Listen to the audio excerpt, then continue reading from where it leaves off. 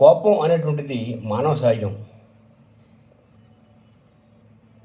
లోకోత్తర చరిత్రుడైనటువంటి రాముణ్ణి వాల్మీకి వర్ణిస్తూ కోపం లేనివాడు అనలేదు, జితక్రోధ అన్నాడు.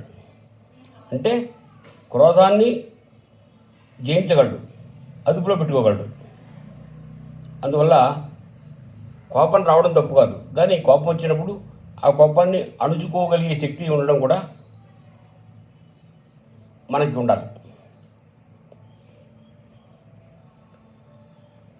మనుషుల్లో 3 రకాలు ఉంటారట.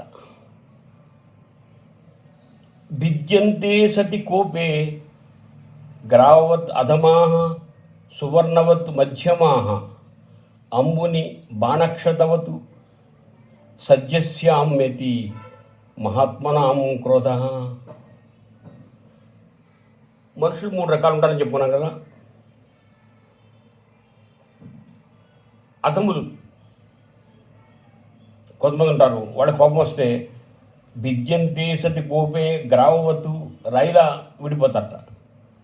రాయి పగిలేక మళ్ళీ అతుక్కోదు. అంటే కోపం వస్తే వాళ్ళు విడిపోతారు, మళ్ళీ అతుక్కోరు. సువర్ణవత్ మధ్యమాః మధ్యములు ఉంటారు, వాళ్ళు బంగారంలాగా విడిపోతారు, విడిపోతే మళ్ళీ అతుక్కుంటారు. బంగారం ఒకవేళ విరిగిపోయినా దాన్ని అతికించడం చాలా సులభం, విడిపోవడం కష్టం. ఒకవేళ విడిపోయినా మళ్ళీ కలుసుకోవడం చాలా ఈజీ, కలపడం చాలా సులభం. ఇక మహాత్ముల గురించి చెప్తున్నాడు. అంబుని బాణక్షతవతు నీటిపై కొట్టిన బాణంలాగా సద్యశామ్యతి మహాత్మనాం క్రోధ. మహాత్ముల యొక్క కోపం వెంటనే సమసిపోతుంది. కోపం వస్తుంది, వెంటనే అది తొలగిపోతుంది. అంటే తాటేక మంటలాగా.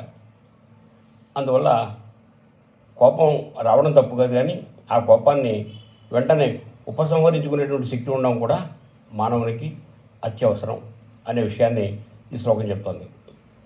భిద్యంతే సతి కోపే గ్రావవత్ అధమాః సువర్ణవత్ మధ్యమాః అంబుని బాణక్షతవత్ సజ్జస్యామ్యతి మహాత్మనాం క్రోధః.